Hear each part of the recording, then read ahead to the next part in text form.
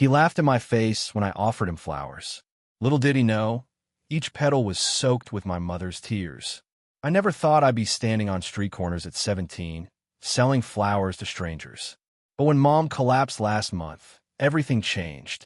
The doctor said she needed surgery, expensive surgery, and I was determined to do whatever it took. That cold Tuesday afternoon, when the tall man in the designer suit walked by, I had no idea his mockery would change both our lives forever. I just clutched my handwritten sign closer to my chest, the words from Mom's hospital barely visible through my trembling fingers. The wind was particularly harsh that day, slicing through my thin jacket like it wasn't even there.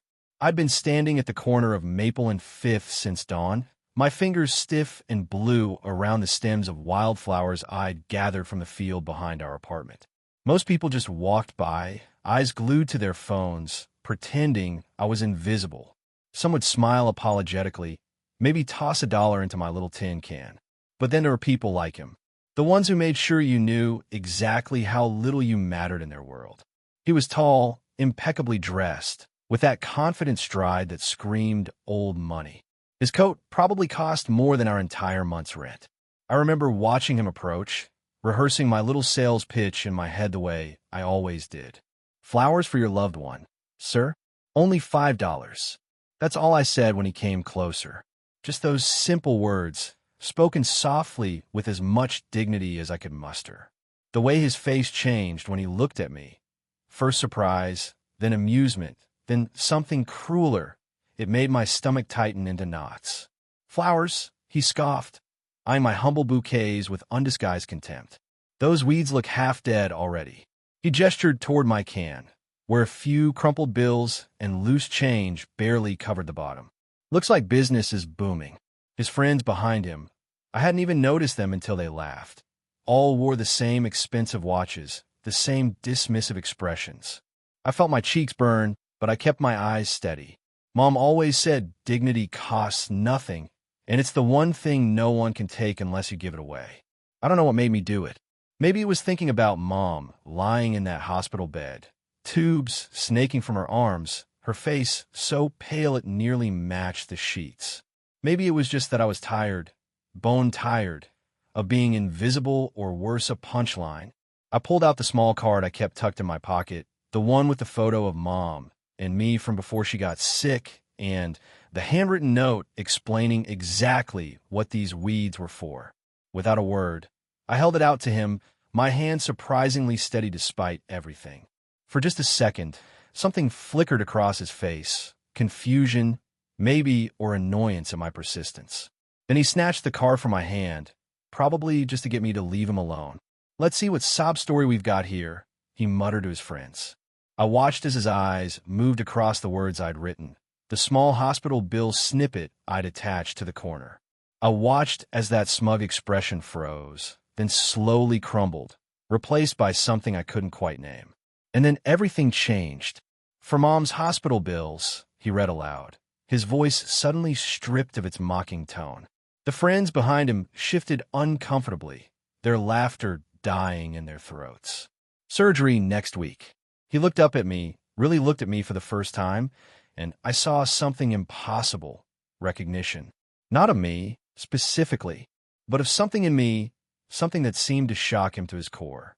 The wind gusted between us, scattering a few loose petals across the pavement, and in that strange, suspended moment, I felt like the ground beneath my feet had subtly shifted.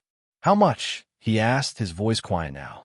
I thought he meant the flowers, so I started my usual spiel about prices, but he cut me off with a shake of his head. "No. How much for the surgery?" The question hung in the air between us, so unexpected that for a moment I couldn't find my voice. When I finally told him, the astronomical sum that had kept me awake at night for weeks, he didn't flinch. Instead, he pulled out his phone, tapped the screen a few times, and then held it out to me. "Put in your details. Hospital name, your mother's full name, attending physician." I hesitated, suspicion flooding through me. Was this some kind of cruel joke? A new way to mock the desperate girl selling flowers on the corner? His friends seemed equally confused, exchanging glances behind his back. One of them leaned forward, whispered something in his ear, but he shook them off without taking his eyes from mine. "I'm serious," he said, and something in his expression made me believe him. With trembling fingers, I took his phone and typed in the information he'd asked for, each keystroke feeling surreal, disconnected from reality. When I handed the phone back, our fingers brushed, and I noticed something I hadn't before. A small scar running across his knuckles, jagged and white against his tan skin. It was such a human detail on someone who had seemed so untouchable moments before. He looked at the information I'd entered, nodded once, then pressed one final button before returning the phone to his pocket. "It's done," he said simply. "The hospital will receive payment today. Full amount." I stood there, flowers clutched against my chest, certain I'd misunderstood. "Why?" The question escaped before I could stop it, small and confused in the vast space that had opened between us. For a long moment, he didn't answer. His friends had drifted away slightly, pretending great interest in their own phones, leaving us in a strange bubble of privacy on the busy street. Finally, he reached out, selected one of my wildflower bouquets, the smallest, most bedraggled one, and pressed a folded check into my hand in its place. "Because 20 years ago, I was you," he said quietly, and no one stopped to help. The check in my hand felt impossibly light for something that would change everything. I unfolded it slowly, certain there was some mistake. But there it was, an amount that would not only cover Mom's surgery, but also the months of recovery afterward, the medications, the physical therapy. My vision blurred, the numbers swimming before my eyes.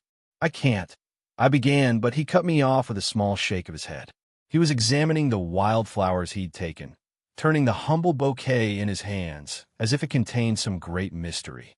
"You can and you will," he said firmly. "Consider it an investment." He tucked the flowers carefully into his coat pocket, only the bright purple tops visible against the dark fabric. His friends were watching us now, their expressions ranging from confusion to something that looked almost like respect.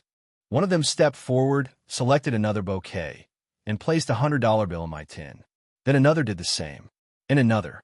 I stood frozen, unable to process what was happening, as these men in their expensive suits and gleaming watches emptied my flower stand and filled my tin with more money than I'd seen in my entire life. "What did you say your name was?" the first man asked, and I realized I'd never told him. When I said it, just my simple, ordinary name, he nodded as if confirming something to himself. "I'm James," he said, offering his hand to shake. His grip was firm, businesslike, but his eyes held something softer. "I'd like to come visit your mother in the hospital, if that's all right. I have a proposition for both of you."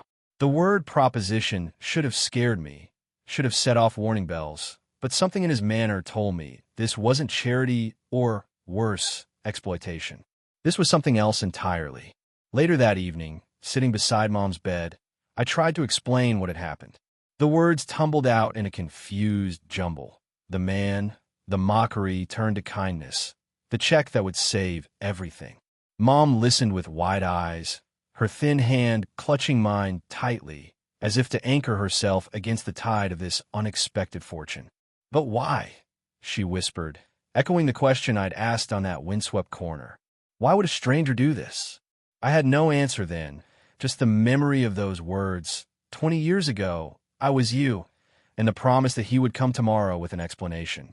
When sleep finally claimed Mom, the medication drawing her into peaceful oblivion, I found myself standing at the window, staring out at the city lights. In my pocket, the check seemed to pulse with possibility, with questions, with change. Tomorrow James would come, and perhaps we'd understand why our lives had collided with his in such a spectacular way. But tonight, watching my mother's chest rise and fall in the gentle rhythm of healing sleep, I allowed myself something I hadn't felt in months. Hope. Pure, unbridled hope that stretched before me like the city lights, infinite and bright against the darkness. Morning arrived with a surreal quality, sunlight filtering through the hospital blinds and stripes across Mom's sleeping face. I'd spent the night in the chair beside her bed, drifting in and out of restless dreams where I was still standing on that street corner, flowers wilting in my hands as faceless people streamed past. The nurse who came to check Mom's vitals gave me a curious look. Word had apparently spread about the mysterious benefactor who had paid the entire bill in advance. "Someone's looking out for you, too," she said with a smile, adjusting Mom's foredrip. I nodded, unable to explain what I didn't understand myself. At precisely 10 a.m., there was a soft knock at the door. I'd been expecting James to arrive with fanfare, assistants, maybe, or the same friends from yesterday.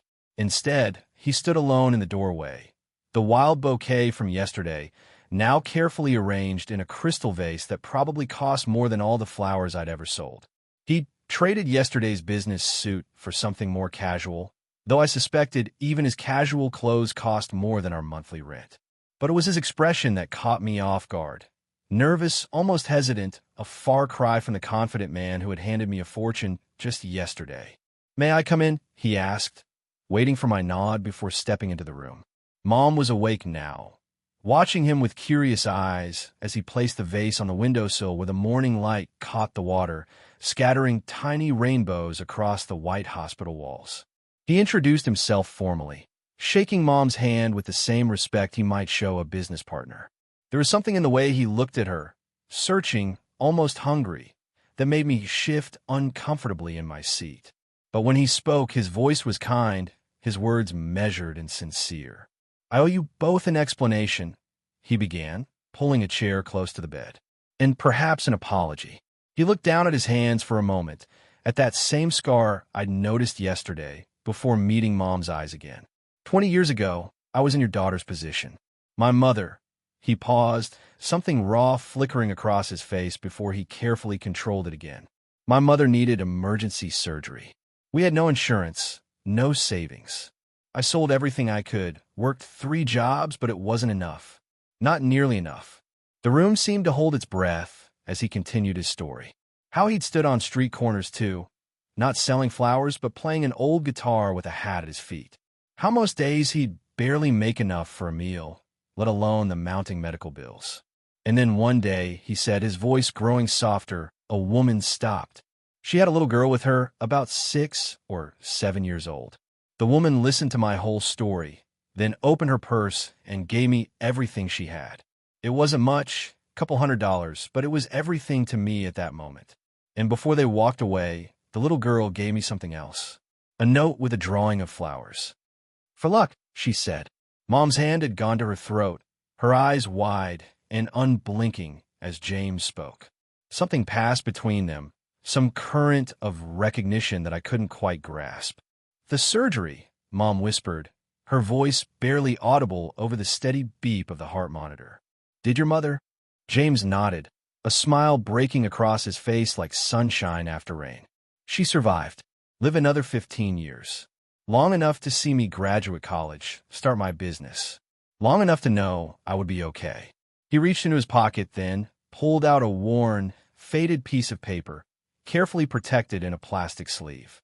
"I kept the note," he said simply. "All these years." With hands that suddenly trembled, Mom reached for the plastic sleeve. I watched, confused, as she stared at the childish drawing visible through the protective covering. A bunch of uneven flowers, drawn in crayon, with the words "for luck" scrawled beneath in the unsteady hand of a child just learning to write. Mom's eyes filled with tears as she looked up at James. "I don't understand," I said, looking between them. "Mom, do you know him?" The question hung in the air as Mom carefully handed the drawing back to James, her fingers lingering on the plastic as if reluctant to let it go. "Not exactly," she said, her voice thick with emotion. "But I think I might be the woman in his story." The words made no sense to me at first, like puzzle pieces from entirely different boxes. But James was nodding, confirmation written in every line of his face. "I wasn't sure until I saw you yesterday," he said, turning to me. "You look so much like her, standing there with your flowers. And then when you gave me that note."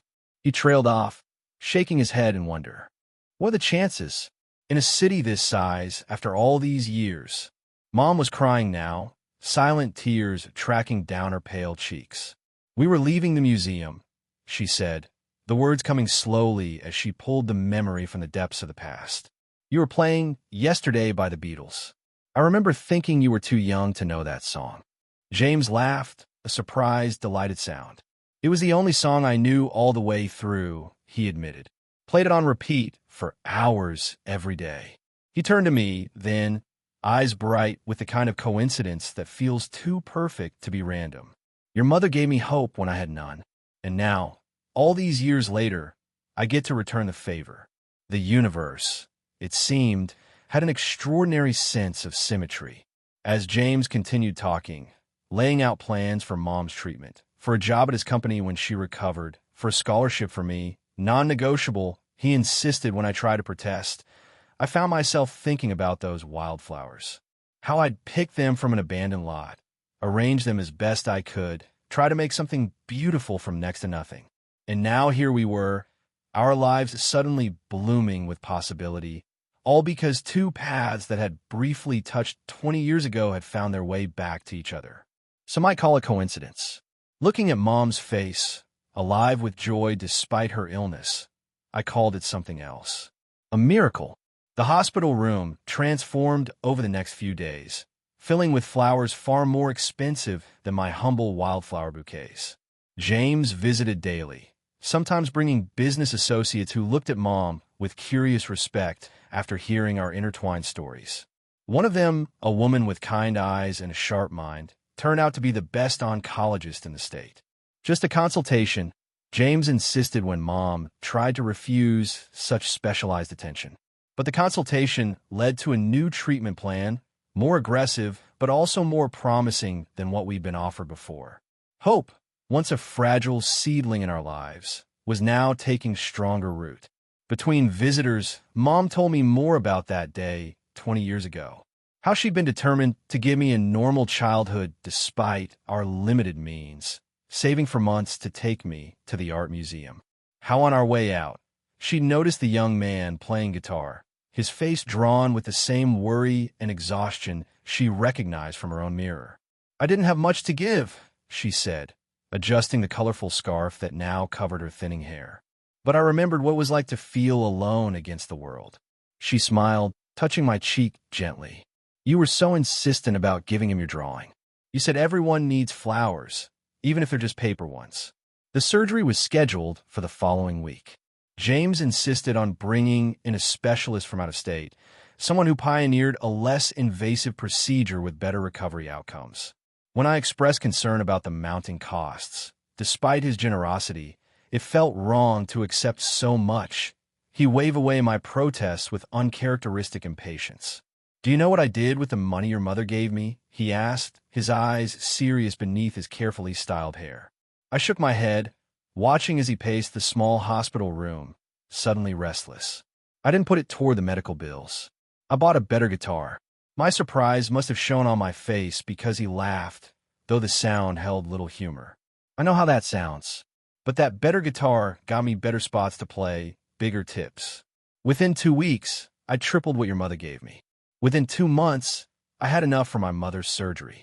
He stopped pacing, fixed me with a gaze so intense I had to resist the urge to step back.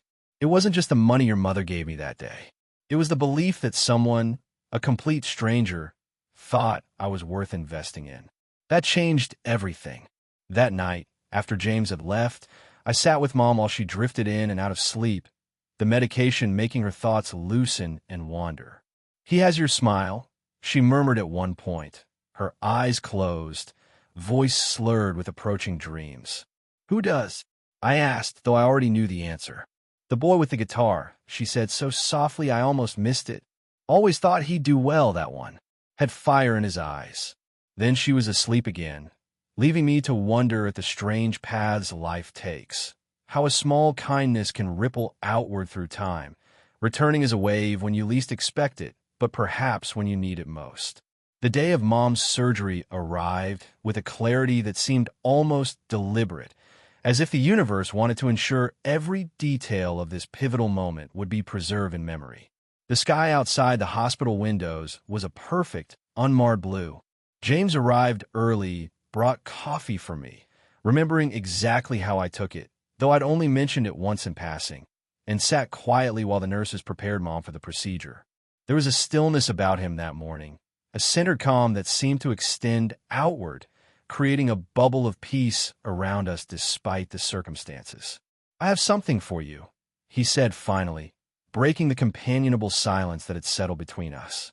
From his coat pocket, the same coat he'd worn that first day on the street corner, he produced a small velvet box.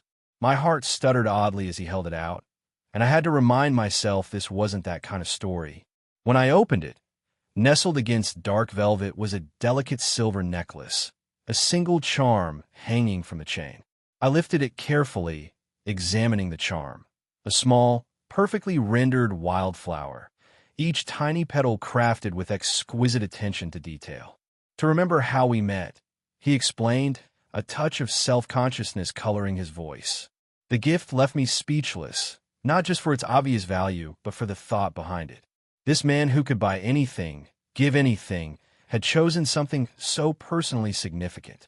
As he helped me fasten it around my neck, his fingers briefly brushing my skin, I was struck by how quickly he had become a fixture in our lives, how natural his presence felt.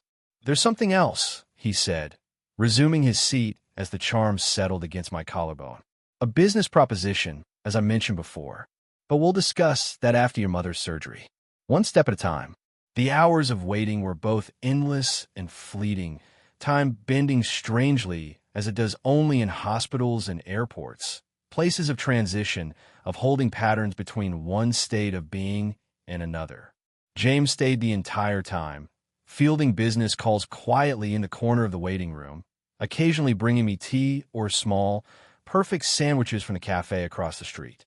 I learned more about him in those suspended hours.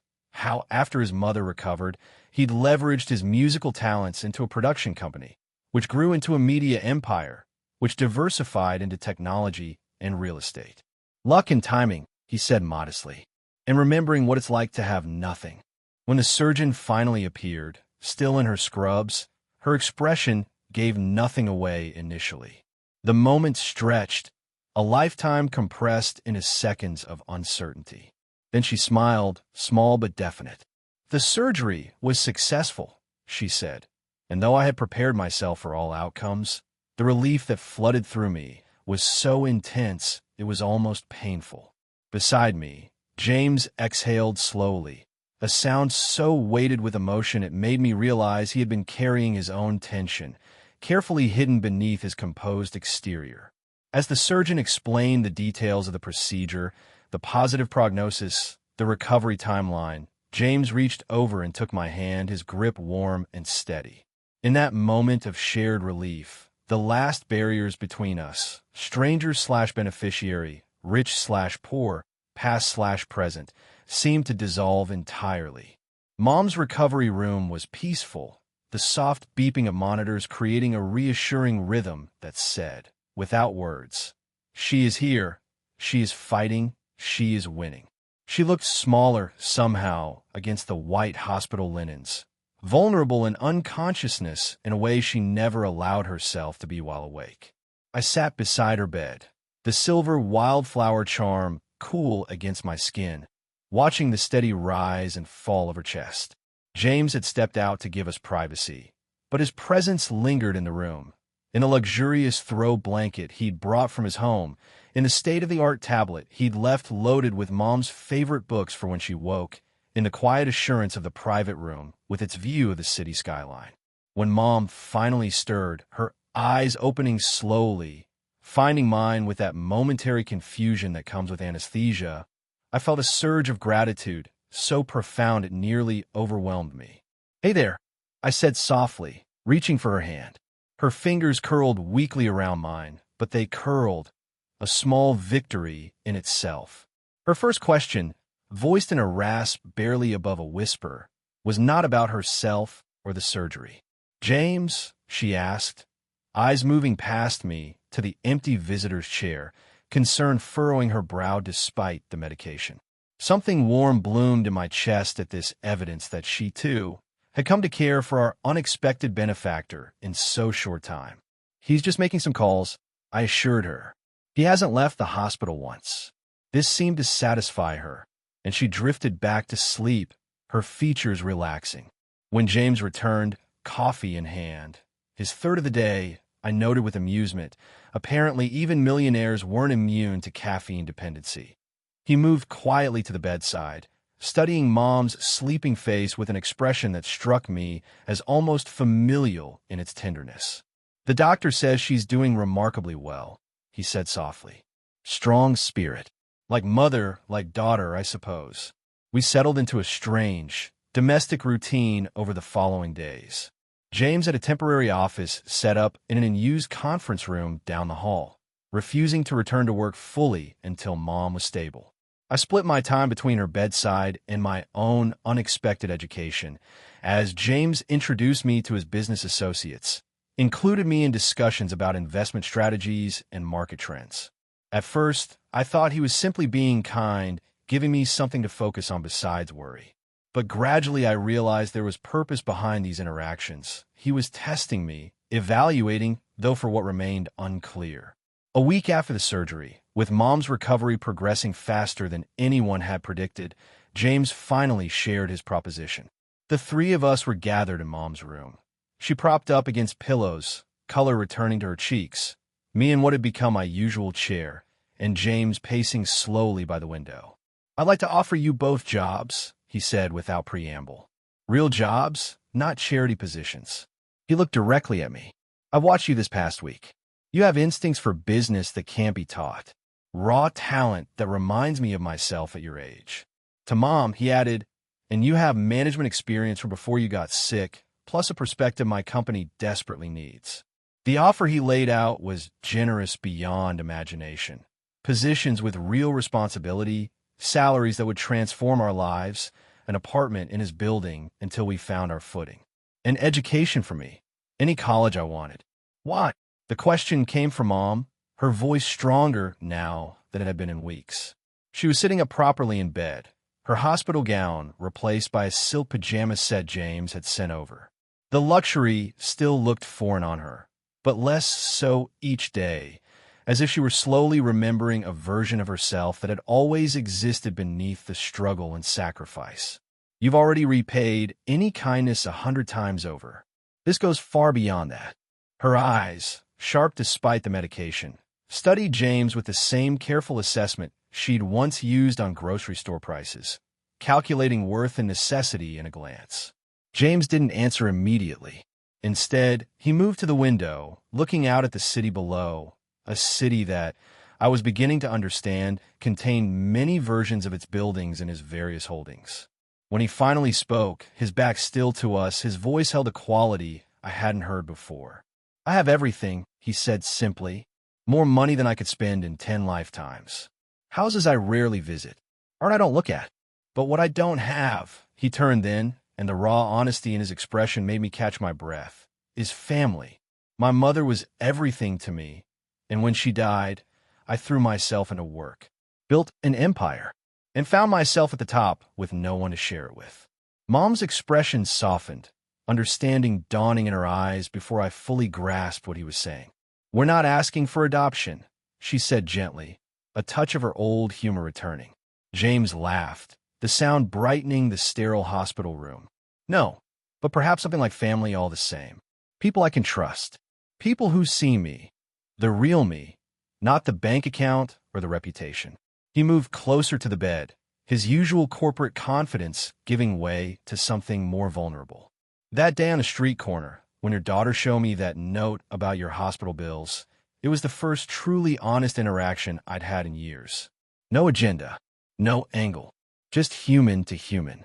I thought about the weeks since that day, how James had slipped into our lives so seamlessly, filling spaces we hadn't even realized were empty.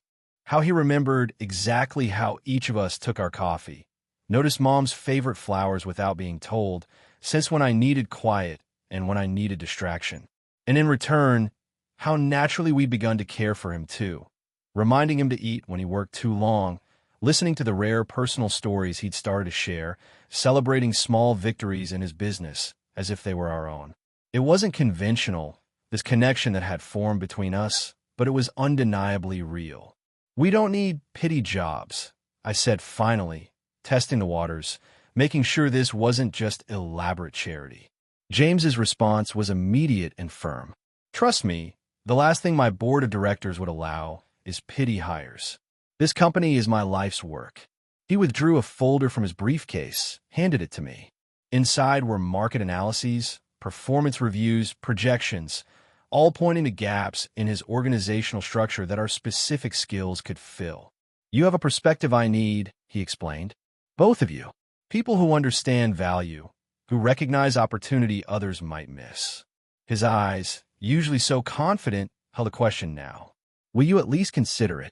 Sunlight streamed through the windows of our new apartment, catching in the crystal vase where I'd arranged fresh flowers, store-bought now, though sometimes I still gathered wildflowers on weekend walks, a private reminder of where we'd started.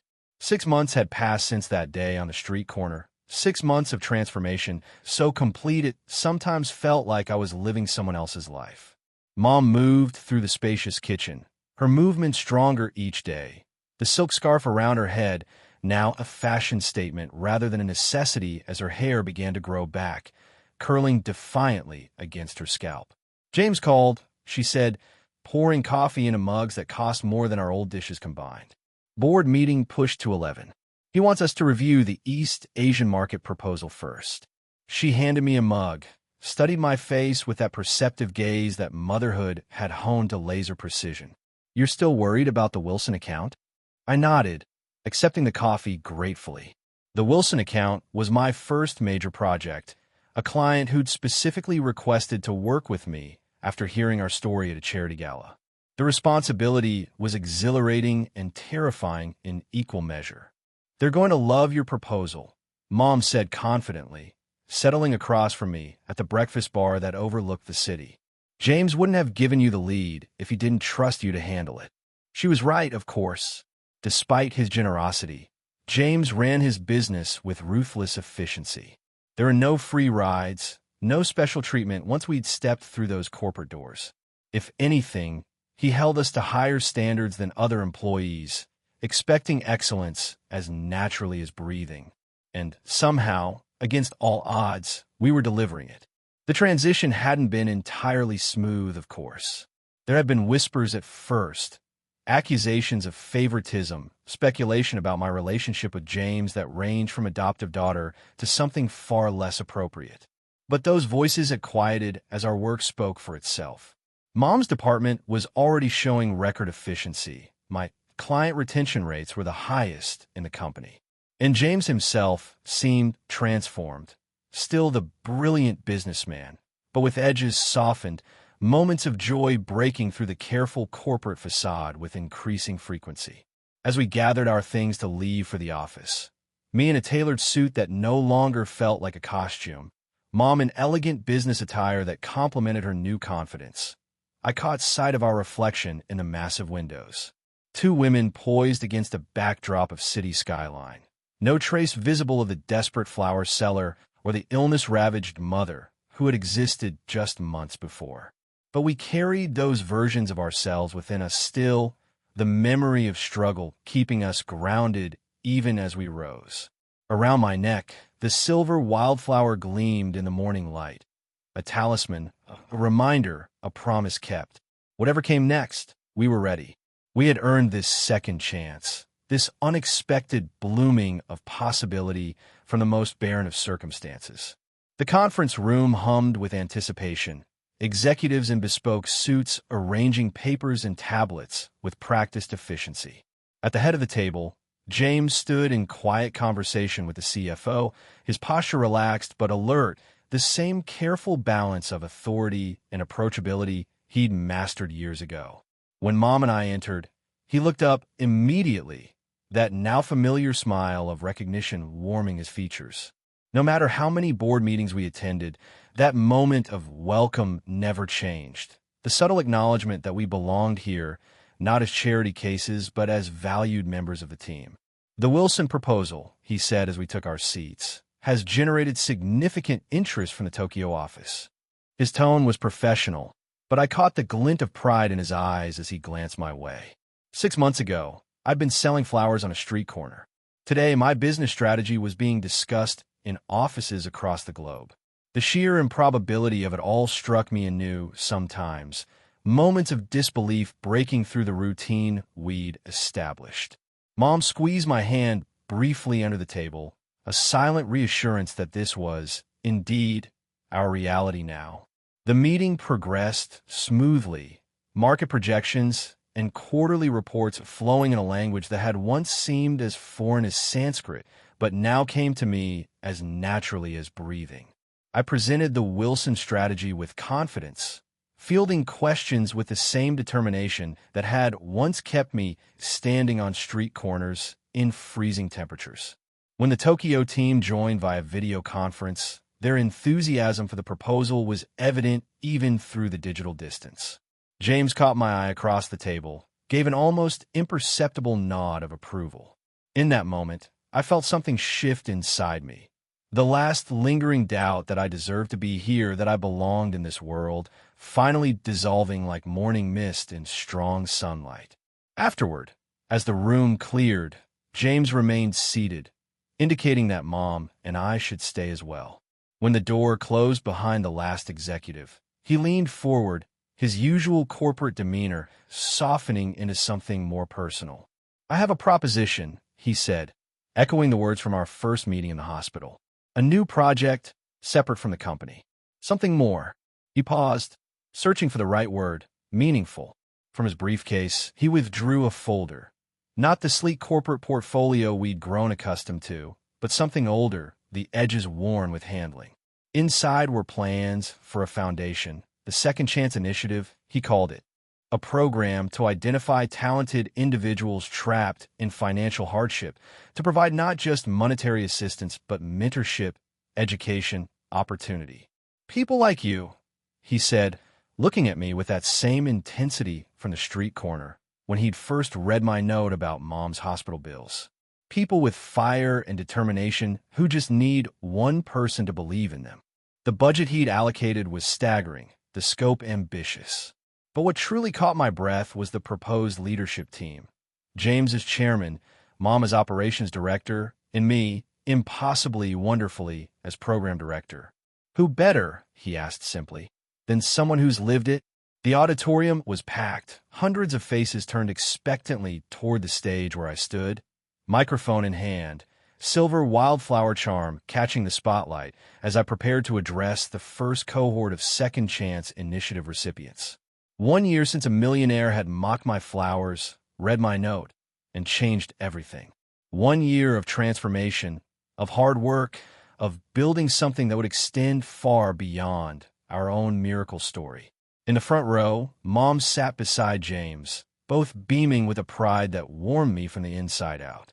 Behind them, rows of young people, their expressions a mixture of hope and disbelief. The same expression I'd worn when James had first handed me the check on a windswept street corner. 1 year ago, I began, my voice steady despite the emotion swelling in my chest.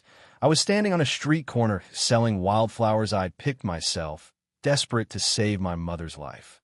The room was utterly silent, every person leaning forward slightly, drawn into the story they'd all heard fragments of, but never in full. A man in an expensive suit laughed at my flowers, called them weeds. I glanced at James, who met my gaze with a small, self-deprecating smile. And then he read the note I'd written, explaining what the money was for. In that moment, everything changed. I told them the whole story, the miraculous connection to the past, Mom's recovery, our unexpected journey from destitution to the corporate boardroom. Not as a fairy tale, but as living proof that circumstances can change in an instant, that kindness can ripple through time in ways we never anticipate. But our story isn't unique, I continued, gesturing to the room at large. Each of you has your own version, your own corner where you're standing, your own flowers you're trying to sell, your own impossible mountains you're trying to climb. That's why you're here. The next hour was devoted to outlining the program they were about to embark on, the mentorship, the education, the financial support. But more importantly, the network, the connections, the doors that would open for them if they walked through with determination and integrity. This isn't charity, I emphasized, repeating the words James had once said to me. This is investment. In you, in your potential, in the ripple effects your success will create.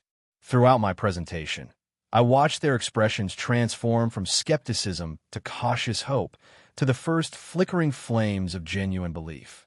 Afterward, as they mingled at the reception, James made his way to my side, 2 glasses of champagne in hand. "Impressive speech," he said, handing me one, "though I think you made me sound more villainous at the beginning than I deserved." His tone was teasing, but there was genuine reflection in his eyes. "No," I countered. "I think I was pretty accurate. You were kind of a jerk." We both laughed, the memory of that first meeting now transmuted into something we could joke about, the sting long removed by all that had followed. "Lucky for both of us," he added more seriously, "people can change. Sometimes all it takes is seeing ourselves clearly for the first time." Mom joined us, her arm linking through mine with easy affection. "Our first wildcats," she said, nodding toward the crowd of scholarship recipients. It was her nickname for them, fierce, independent survivors with untamed potential. Watching them network with corporate mentors, their initial awkwardness giving way to engaged conversation, I felt a surge of fierce protectiveness. They were us a year ago, standing on their own street corners, holding their own versions of wildflower bouquets. "They're going to change the world," I said, surprised by the certainty in my voice. James nodded, his expression thoughtful as he surveyed the room. "That's the plan. One person at a time, one chance at a time." The success stories began rolling in faster than we could document them. Delia, a former house cleaner with a gift for systems analysis, now heading a tech startup. Marcus, once homeless after aging out of foster care, developing affordable housing initiatives that were garnering national attention. Sophia, a single mother who'd been working 3 jobs, now pioneering educational reform based on her experiences. Each cohort of the Second Chance Initiative produced not just individual triumphs, but cascading effects, as recipients paid forward their opportunities in ways we couldn't have imagined. The foundation grew beyond our initial vision, expanding internationally, adapting to cultural contexts while maintaining the core principle. Identify raw talent trapped by circumstance, remove the barriers, provide the springboard. James remained actively involved despite his other business responsibilities, often spending more time at Foundation headquarters than his corporate office.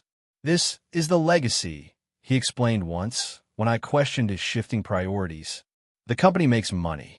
This makes meaning." Mom had blossomed in her role as operations director, her natural warmth and no-nonsense efficiency creating an environment where vulnerability became strength, where past struggles became valuable expertise. As for me, my life had transformed so dramatically that sometimes I'd wake in my luxurious apartment, momentarily disoriented, reaching for the alarm that would signal another day of flower selling. Those brief moments of confusion served as powerful reminders, keeping me grounded even as my professional influence grew. The silver wildflower charm never left my neck, through corporate boardrooms, media interviews, international conferences. It had acquired new meaning over time, evolving from a reminder of where I'd started to a symbol of how quickly everything could change for better or worse. "We have a situation," James announced one morning, appearing in my office doorway with an expression I'd learned to recognize. Part concern, part excitement, the look that meant a particularly challenging case had crossed his desk. He placed a thin file before me, open to reveal a photograph of a young man, maybe 17, standing behind a makeshift table on a street corner, not unlike the one where James and I had met. But instead of flowers, this boy was selling hand-coded video games, burned onto discs with hand-drawn labels. "Genius-level coding skills," James continued. "Self-taught. Currently living in his car after his parents kicked him out." I studied the photo, noting the fierce pride in the boy's stance despite his circumstances, the creativity evident in his jury-rigged display. "Where is he now?" I asked, already mentally rearranging my schedule for the day. James's smile held the same transformative energy I'd seen that day on the street corner, when mockery had given way to recognition. "Downtown, same spot. I thought you might want to be the one to approach him." I nodded, gathering my coat and bag. This was the part of my job I loved most, the moment of first contact, of watching disbelief transform into possibility. The moment someone realized their life was about to change forever. The boy's name was Eli, and his story echoed elements of both James's past and my own. Talent flourishing against impossible odds, determination fueled by necessity. His initial suspicion when I approached his makeshift stand was painfully familiar. "Whatever you're selling, I'm not interested," he said flatly, eyes never leaving his laptop screen where lines of code scrolled faster than I could follow. I recognized the defensive posture, the carefully maintained dignity that was sometimes the only thing left when everything else had been stripped away. Rather than immediately launching in my usual foundation pitch, I simply purchased one of his games. The small transaction seemed to surprise him, breaking through the rehearsed rejection. "You code all this yourself?" I asked, examining the disc with its hand-drawn label. The artwork was surprisingly good.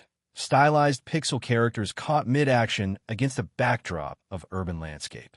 He nodded cautiously, a flicker of pride momentarily overcoming his wariness. "No formal training," he added, almost defensively. "Self-taught." I inserted the disc in my tablet, watched as the game loaded, a stunning achievement for someone working with such limited resources. The gameplay was intuitive, the graphics impressive despite their simplicity. But it was the underlying code structure, visible to me after years of working with our tech division, that truly revealed his talent. "I'd like to talk to you about an opportunity," I said finally, closing the game. I handed him my business card, embossed with both the corporate logo and the foundation insignia. His eyes widened slightly as he recognized the company name, then narrowed again in suspicion. "What kind of opportunity?" he asked, the skepticism in his voice heartbreakingly familiar. I'd asked James the same question, in almost the same tone, standing on my own street corner with wilting flowers in my hands. Rather than answering directly, I showed him my necklace, the silver wildflower catching the afternoon sunlight. "This is why I stopped at your stand today," I said, touching the charm gently. "Because 3 years ago, I was you. Different circumstances, same corner." I told him my story, the abbreviated version, just enough to establish the connection, to let him know I understood his reality in a way most executives in power suits never could. As I spoke, I watched the shifting expressions cross his face. Disbelief, cautious interest, a flicker of what might have been hope before doubt shuddered it again. When I finished, offering him a place in our next cohort, guaranteed housing, education, mentorship, his response was the one I'd learned to expect. "What's the catch?" It was the same question I'd asked James, the universal refrain of those who've learned through bitter experience that nothing comes without strings attached. I smiled, remembering James's answer to me. "The catch is that one day, when you're standing where I am now, you'll find someone else on their own corner. And you'll stop." We talked for another hour, there on that street corner, as the sun began its descent behind the city skyline. With each question he asked, practical, incisive questions about the program structure, the expectations, the long-term prospects, I could see the wall of suspicion crumbling slightly. Not completely. That would take time and proof, but enough that when I finally extended my hand, offering to take him to see the Foundation headquarters immediately, he hesitated only briefly before packing up his makeshift stand. 3 years after that fateful day, when a millionaire mocked my flowers and then changed my life, I found myself addressing a room full of business leaders and philanthropists at our annual fundraising gala. The foundation had grown beyond anything we'd initially imagined, with success stories emerging faster than we could document them. Eli, the young coder I'd found on his own street corner, was now developing educational software for underprivileged schools, his natural talent flourishing with proper resources and guidance. He sat at our table tonight, alongside Mom and James, watching as I took the stage to share the vision that had transformed all our lives. "Second chances aren't about charity," I began, the silver wildflower at my throat catching the spotlight. "They're about recognition, about seeing the potential that circumstances have obscured but not destroyed." The room was filled with potential donors, but also with program graduates, former recipients now successful enough to become contributors themselves. The cyclical nature of our work, was its most beautiful aspect. The way transformation created ripples that extended far beyond individual success stories. When we invest in human potential, the returns are immeasurable, not just in economic terms, but in lives changed, communities strengthened, innovations realized. Later, as the fundraising totals were announced, a record-breaking year for the foundation, James found me by the windows overlooking the city lights. "Did you ever imagine," he asked quietly, "standing on that street corner with your flowers, that we'd end up here?" The question held no trace of condescension, only genuine wonder at the strange paths life takes, the unexpected connections that shape our destinies. I shook my head, remembering the desperation of those days, how narrowly focused I'd been on simply getting through each hour, each day. The future had been a luxury I couldn't afford to contemplate beyond my mother's immediate survival. I was too busy trying not to drown to imagine swimming, I admitted. But I think that's true for most of the people we help. Potential means nothing when basic survival is in question. James nodded, his expression thoughtful as he surveyed the room filled with success stories. People who had once stood on their own corners, selling their own versions of wildflowers. "That's why this matters," he said simply. "We're not just changing individual lives. We're recovering lost possibilities, innovations that would never have happened, contributions that would never have been made." Mom joined us, elegant in a gown that complemented the stylish scarf that had become her signature accessory. Her health had stabilized, her energy fully returned, her natural leadership qualities now directed toward expanding the foundation's reach. "They're ready for the announcement," she said, a hint of excitement coloring her tone. The announcement in question was our most ambitious initiative yet, a global expansion of the foundation model, with hubs planned for 5 continents. The funding had been secured, the infrastructure developed, the leadership team assembled from our most successful graduates. It was a leap forward that would multiply our impact exponentially. 5 years to the day after James had mocked my wildflowers on that windswept corner, I found myself back there, standing on the exact same spot. The street had changed, new businesses had opened, old ones had closed or renovated. But the corner itself was eerily unchanged, as if preserving the memory of that pivotal moment in amber. I'd come alone, needing this private pilgrimage to mark the anniversary, to remind myself of the distance traveled and the road still ahead. The silver wildflower charm hung heavy against my collarbone, a talisman connecting past and present. A light spring rain began to fall, not unlike the weather on that fateful day. I turned my face up to it, remembering how I'd once cursed the rain for driving away potential customers, for making my already miserable task that much harder. Now I welcomed the cool droplets, a sensory connection to a version of myself that sometimes felt like a character in someone else's story rather than my own lived experience. 5 years. In some ways, it felt like a lifetime. In others, like yesterday. The memories remained crystal clear. The mockery in James's voice when he'd first approached, the shock that had transformed his features when he'd read my note, the impossible generosity that had followed. "I thought I might find you here." The voice startled me from my reverie. James stood a few feet away, hands in the pockets of his casual jacket, watching me with an expression of gentle understanding. "Mom told me you'd slipped away. We'd all become family in these intervening years, bound by shared purpose and genuine affection that transcended the unusual circumstances of our meeting." "Sentimental journey?"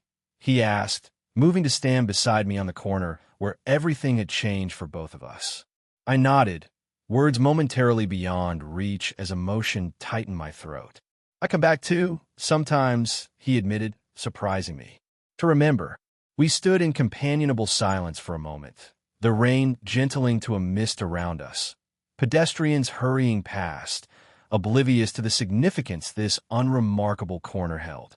"Do you ever wonder," I asked finally, "what would have happened if you hadn't stopped that day? If you just kept walking with your friends?" The question had haunted me occasionally over the years, the razor-thin margin between my current reality and what might have been. One decision, one moment of recognition, had altered the trajectory of so many lives. James considered the question seriously, his gaze distant, as if visualizing that alternate timeline. I'd probably still be successful, he said slowly. Still have the money, the power, all the trappings. He turned to me, his expression softening. But I'd be alone, surrounded by people who wanted something from me, never sure if any connection was genuine. He shook his head slightly, droplets of rain scattering from his hair. I was drowning too in my own way, just in deeper water, with a more expensive life vest. The honesty in his voice struck a chord in me. The recognition that our unlikely bond had saved him as surely as it had saved Mom and me, just from a different kind of desperation. The 10-year anniversary gala of the Second Chance Initiative transformed the city's Grand Convention Center into a celebration of possibility. Thousands gathered, not just current participants and graduates of our programs, but representatives from similar initiatives we'd helped establish around the world. The foundation model had been replicated and adapted across continents, each version maintaining the core principle while responding to local needs and contexts. The cumulative impact was staggering. Hundreds of thousands of lives transformed, innovations launched, communities strengthened, all from one moment of recognition on a street corner a decade ago. They're calling it the ripple effect economy, Mom said, joining me at the observation point above the main hall. At 62, she remained a force of nature, her energy seemingly limitless despite the cancer battle that had started our journey. She transitioned to an advisory role at the foundation, focusing her efforts on mentoring the leadership teams of our international branches. The financial analysts are trying to quantify the economic impact of the program graduates, she continued, amused by the attempt to measure something so fundamentally immeasurable. Apparently, we're responsible for a measurable percentage of new patents filed globally in the last 5 years. The technical achievements were impressive, certainly, but they weren't what moved me most as I surveyed the sea of faces below. It was the less quantifiable transformations, the confidence that had replaced desperation, the sense of purpose that had overcome hopelessness, the connections that had been forged across boundaries of class and culture and geography. They can't put a number on what really matters, I agreed, slipping my arm through Mom's as we watched the crowd mingle below. The human element, the lives that feel worthwhile now, not just productive. James found us there, as he always seemed to at these events, with an uncanny sense of timing that had become a running joke among the foundation staff. At 55, he'd embraced the silver threading through his hair, the slight lines that experience had etched around his eyes. They suited him, these physical markers of the decade we'd traversed together. They're ready for you, he said, nodding toward the stage where the evening's program would soon begin. As the Foundation's executive director, I would open the gala with remarks that set the tone for the celebration to follow. Nervous? He asked, though he already knew the answer. Always, I admitted with a smile. Public speaking had become routine over the years, but the flutter of anticipation never quite disappeared, especially tonight, with so much reflection on the journey that had brought us here. As we made our way toward the stage, moving through the crowd of people whose lives had intersected with ours in myriad ways, I felt the weight of the silver wildflower against my skin, a constant reminder of beginnings, of recognition, of possibility. 10 years from street corner desperation to global impact. 10 years of witnessing the extraordinary potential that exists in ordinary people when given the chance to flourish. 10 years of proving, over and over, that the most valuable resource on Earth is human potential, and the most transformative force is simple recognition. The young woman stood nervously before my desk, portfolio clutched in white-knuckled hands, eyes darting between me and the office view behind me. Her resume was impressive, self-taught graphic design, remarkable portfolio created on a borrowed laptop, recommendations from community college professors who recognized exceptional talent. But it was her story that had brought her to my attention. Homeless at 16 after escaping an abusive home, working odd jobs while completing her education, selling hand-designed logos on street corners to make ends meet. When our talent scouts had found her, she'd responded with the same mixture of suspicion and desperate hope I recognized from my own experience, from every person we'd helped over the years. Your work is exceptional, I said, gesturing to the digital portfolio I'd reviewed before our meeting. Relief flooded her features, followed immediately by caution, the ingrained response of someone who'd learned that good news often came with impossible conditions. I recognized that expression intimately. I'd worn it myself on that rainy day when James had handed me a check that changed everything. 15 years had passed since then, 15 years of building a bridge between desperation and opportunity, between potential and fulfillment. And still, the moment of transformation never lost its power, that pivot point where disbelief gave way to possibility. The foundation would like to offer you our full scholarship package. I continued, outlining the details, education, housing, mentorship, the works. But there's something else, something specific to your situation and talents. I reached into my desk drawer, withdrew a small velvet box not unlike the one James had given me all those years ago. Inside wasn't jewelry, but a key, symbol of both literal and metaphorical doors opening. We have a pilot program starting, focused on graphic design for public spaces, bringing beauty and inspiration to overlooked communities. We'd like you to lead the creative direction. The shock on her face was palpable, disbelief warring with the first fragile tendrils of hope. "Why me?" she asked, the question I'd heard 100 times, 1,000, from people unaccustomed to recognition or opportunity. I touched the silver wildflower at my throat, a gesture that had become almost unconscious over the years. "Because talent deserves chance," I said simply. "Because what you've created with nothing is extraordinary. Imagine what you could do with resources." I told her briefly about my own journey, the street corner, the flowers, the note that changed everything. Not as a fairy tale, but as living proof that the chasm between struggle and success could be bridged in a moment of recognition.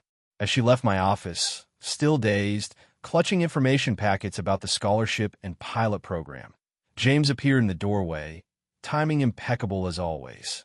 "New recruit?" he asked, settling into the chair she'd vacated. I nodded, something warm unfurling in my chest as I thought about the journey this young woman was about to begin. "Extraordinary talent," I confirmed, "and the perfect lead for the Public Spaces Initiative." James smiled, the expression holding 15 years of shared purpose, shared triumphs, shared recognition of what mattered most. "Another ripple in the pond," he said softly. Another corner transformed. Later that evening, as twilight settled over the city, I found myself once again at that street corner. My pilgrimage spot, the place I returned to whenever we launched a major new initiative or celebrated a significant milestone.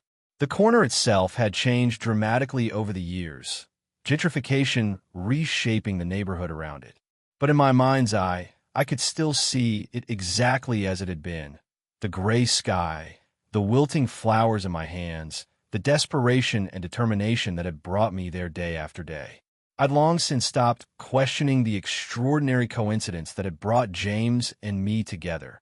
How the boy Mom had helped 20 years earlier had become the man who helped us when we needed it most. Life was full of such circular journeys, patterns that only became visible with time and distance.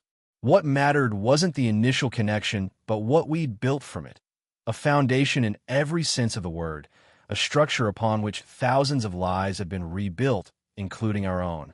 Standing there as the streetlights flickered on, I felt a profound sense of completion, of purpose fulfilled and still expanding. From a single act of recognition, an empire of opportunity had grown. From one wildflower a garden. As we reach the end of this remarkable journey, I ask you, what street corner are you standing on right now? What hidden potential lies within you, waiting for that moment of recognition? Maybe you're holding your own version of wildflowers, your talent, your dream, your determination to create change despite overwhelming odds. Or perhaps you're in a position to be the one who stops, who sees beyond the surface, who recognizes the extraordinary potential in someone else. The power of transformation lives in these moments of recognition, when we truly see each other, when we bridge the gaps between circumstance and possibility. It doesn't always require financial resources. Sometimes the most valuable gift is simply acknowledging someone's worth, their potential, their humanity. In a world that often rushes past, taking that moment to truly see another person can change everything. What would happen if you approach tomorrow with new eyes? If you look for the hidden talents in those around you? If you offered recognition where it's been withheld? The ripples of such actions extend far beyond what we can imagine, transforming not just individual lives, but entire communities, innovations, futures that might otherwise never come to be. The story of the flower-selling girl and the millionaire reminds us that our journeys are more connected than we realize, that the kindness we extend today may return to us in ways we never anticipated, that no one succeeds entirely alone. We all need that moment when someone believes in us, sees what we could become rather than just what we are. I challenge you to be that person for someone else, to recognize the wildflowers others might dismiss as weeds, to create your own ripples of opportunity and recognition that will spread far beyond what you can see right now. The most powerful change often begins with the simplest action, stopping instead of walking past, seeing instead of looking away, recognizing potential where others see only circumstance. Are you ready to transform a corner of your world? To be part of someone else's turning point? To create ripples that might become waves of change? The opportunity is waiting. All you have to do is stop and really see. Hit the subscribe button and turn on notifications so you don't miss our next story of transformation. Your journey of recognition starts now. What will you do with it?